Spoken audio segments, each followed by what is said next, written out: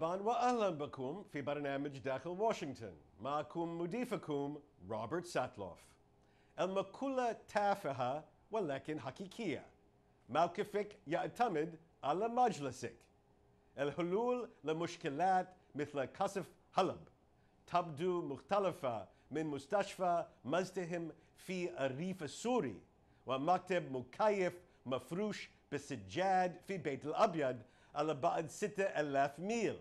هذا الأسبوع في برنامج داخل واشنطن سنتحدث مع شخص هارب على أرض المعركة وخدم في البيت الأبيض ورأي أفضل وأسوأ ما في كلا التجربتين.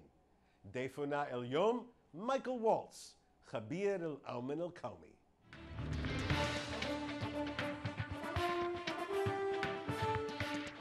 Welcome back to Dakhel, Washington. We're sitting here with Michael Waltz to talk about the combination of frontline experience and policymaking experience here in Washington. Thank you very much for joining us today. Thank you.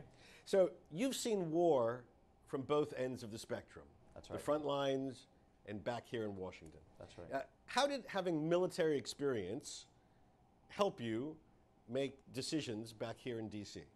Well, a few things that I would say in that. One, we cannot underestimate what we call it here in Washington, kind of the bubble that that many of our senior leaders are in. That they're so senior and we have such a bureaucracy that's feeding them information.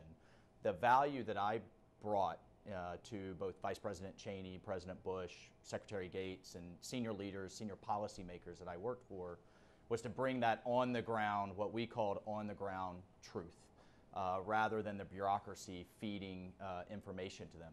They always looked at both the information they were being fed by generals and diplomats and our more formal established systems, but then it was also very valuable to them for me to be able to bring them my experiences from the front lines and kind of down at a more operational level to give them a balance of what was going on across the Middle East, particularly in the wars in Afghanistan and Iraq, back in the last probably 15 years. So were there other people in decision-making rooms who had frontline experience, or was yours fairly rare when you looked around, who's at that table or who's making these decisions? So mine was somewhat unique in that our military has a reserve system, and I was part of the reserves. So my day job would be working in the Pentagon, working in the White House, and working at those senior policy levels.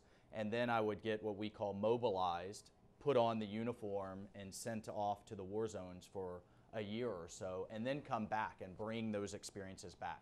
So most folks sitting in those rooms either retired years ago or have been very senior and they haven't been operational for a very long time, whereas I was very fresh in the information that I was able to bring back. So I think that was somewhat unique. So I did want to ask you, I mean, it's not as though our political leaders don't have senior military advisors, right? Joint Chiefs of Staff. Of course. So of course.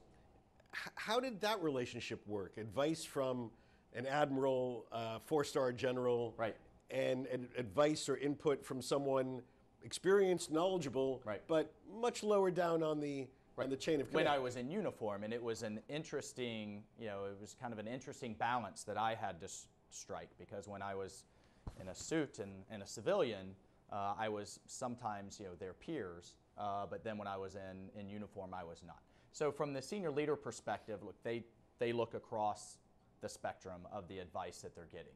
Sometimes the admirals and generals, frankly, didn't like that what I had to say, or sometimes it contravened what they were briefing and what they were saying. But I saw as a key part of my job to bring ground truth, to bring my perspective of what was going on, and to speak, as we say, truth to power. Now I want to ask you about the other end of it. Sure. Having experience in Washington is not common to a guy out in the field. Right.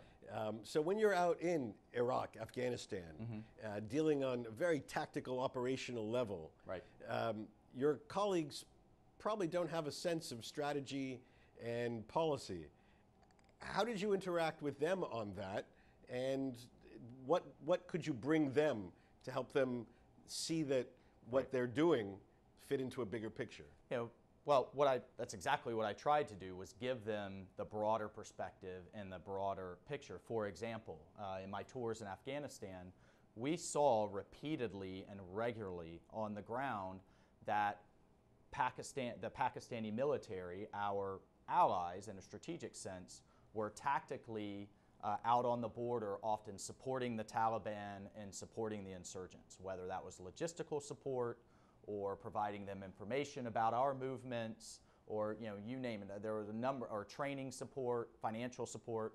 We saw that on the ground, and obviously my colleagues tactically were enormously frustrated and asking lots of questions that, are these really our allies? They're acting in cahoots with our enemy.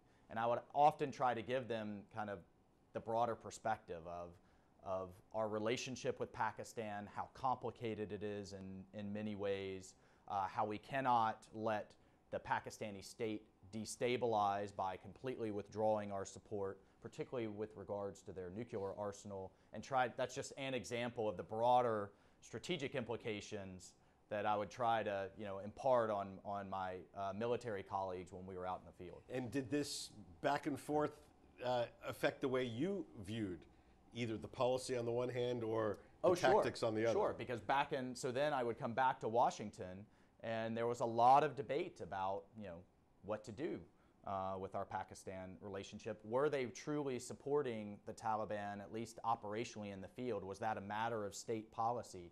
And again, I would bring that information back and say, hey boss, Mr. Secretary, Mr. Vice President, let me tell you what we saw again and again and again and out in the field. That information may not be getting back to you, but I wanted to bring it to them to affect the overall policy picture. And I think it did somewhat shift our position to take a tougher stance towards Pakistan in the bilateral relationship. So let me now ask you about some of the substance. Sure. So in your view, have we gotten Afghanistan right? Are we wrong, or are we somewhere in between based on your experience? Well, I think we've done a lot of things wrong, but I think I feel strongly that staying engaged in Afghanistan and staying engaged from an American leadership perspective is absolutely the right thing to do. So, just as we have been engaged in Europe and been engaged in East Asia in the Cold War, I think we're facing a new war, the long war against Islamic extremism. And the new battlefields of that war are Afghanistan, Iraq, Syria. It's easy to bomb a tank or a pickup truck. It's very difficult to bomb an idea. And how do we, the strategy that I think we're missing is how do we undermine the legitimacy of this idea? Nobody supports anymore. If you remember in the 1980s, there were these groups called the Red Brigades, the Shining Path in Peru. The leftist terrorist groups. Kind of socialist communist groups. Those groups can't recruit anymore. Why? Because the idea of communism no longer has legitimacy.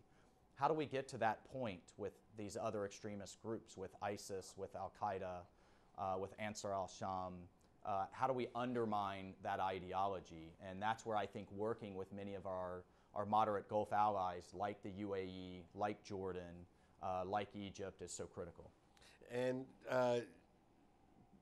if you look back on your experience, what would you say was the biggest mistake that we made?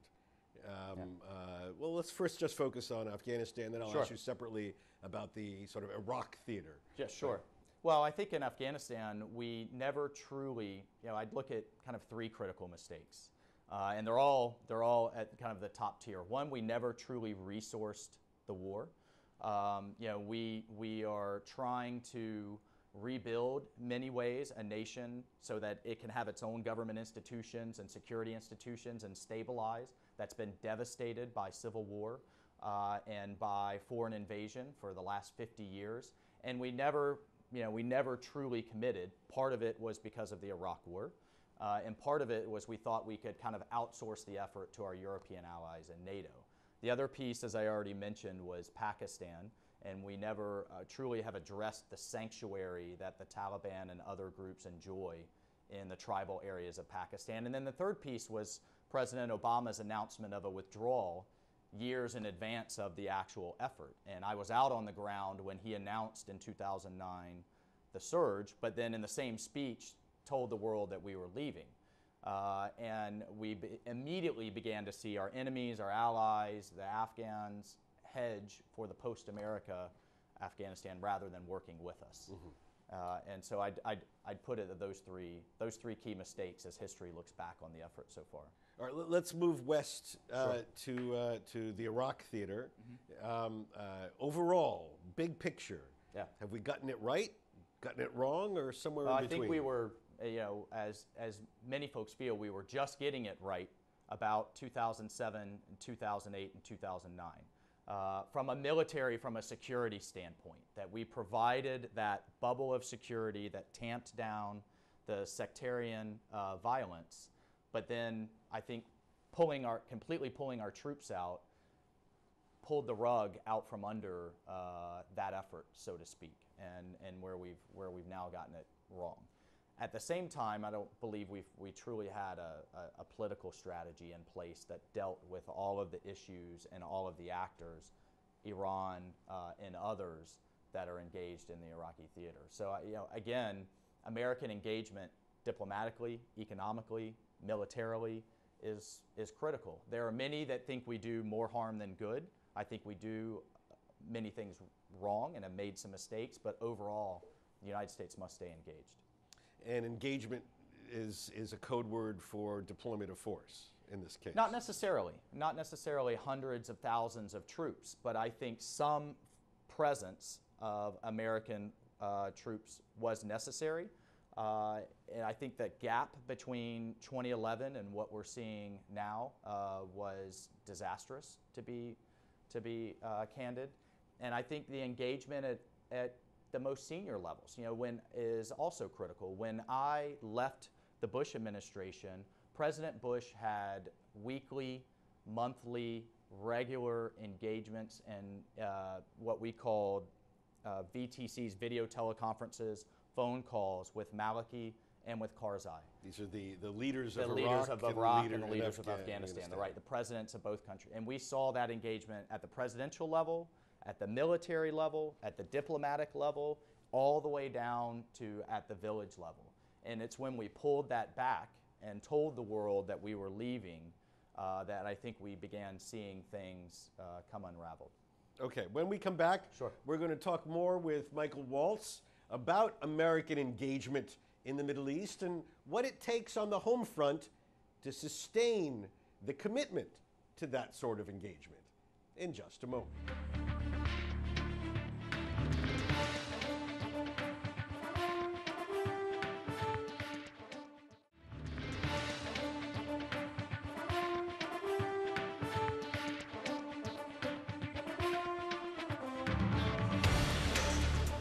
My guest on this show is Michael Waltz. Mike is a national security expert who has seen both sides of the policy process, from multiple combat tours as a Green Beret in Afghanistan to serving in the White House and Pentagon.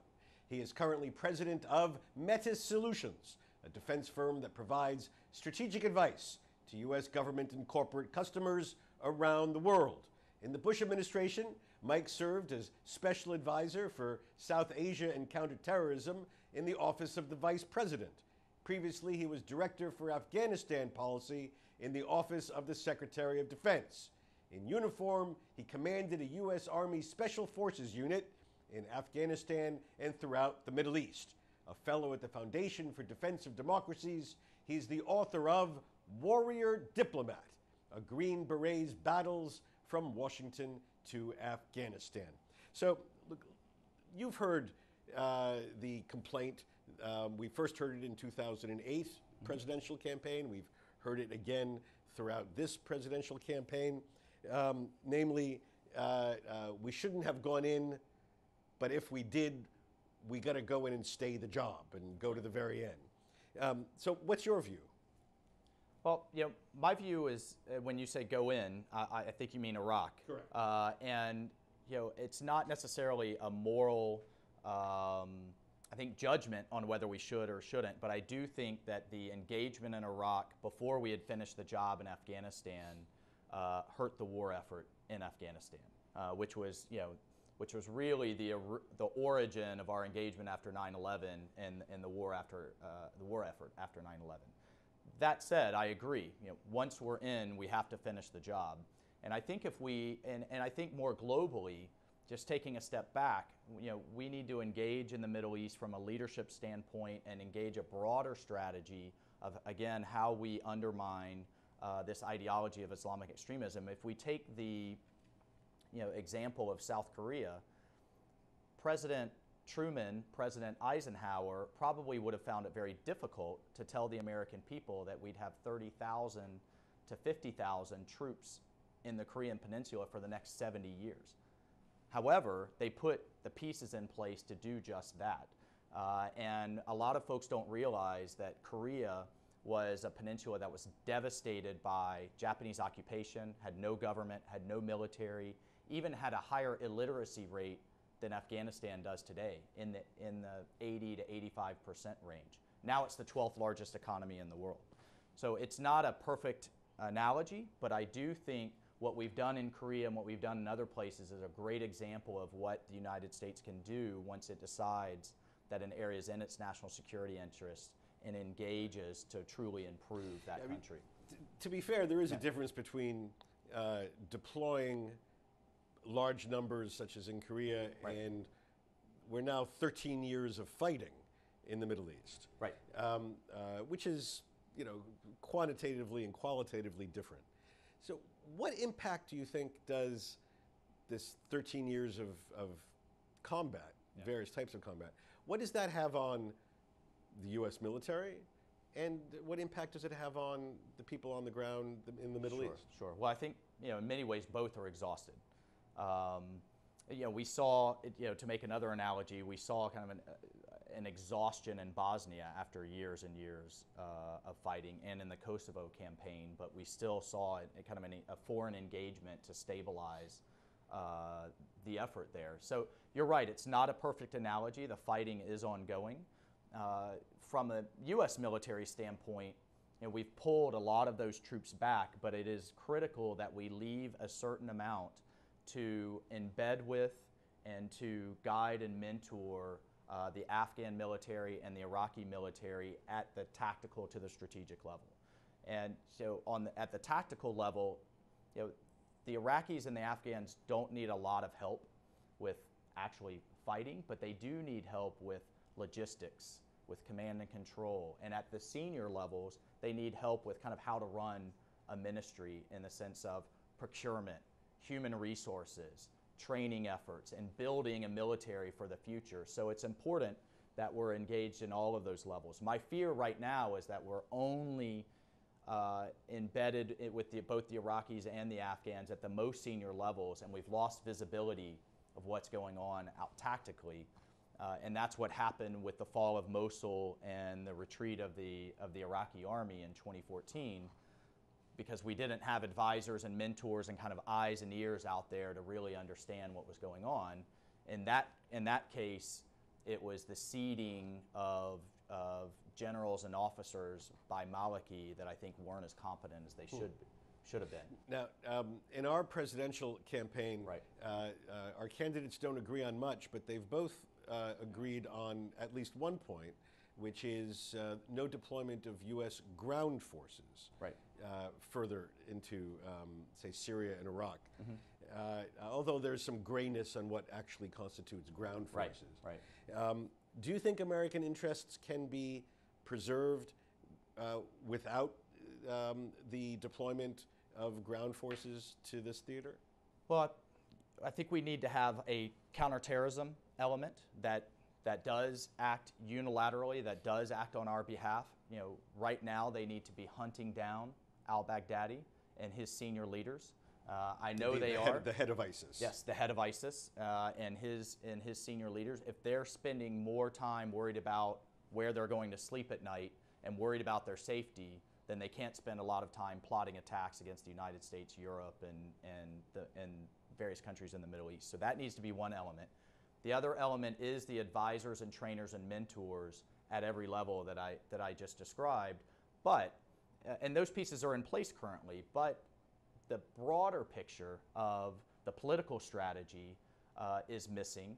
And often these soldiers and Marines and our military have their kind of hands tied by very restrictive rules of engagement. What they can and can't do out on the battlefield is being micromanaged often by Washington for political reasons.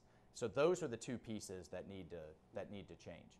I agree, though, that deploying another 100,000, 200,000 U.S. troops is probably off the table, both from a military standpoint and a political standpoint back home, just due to exhaustion with the wars. Thank you very much. Michael Waltz, thank you for joining us in Dakhel, Washington. Yeah, appreciate it.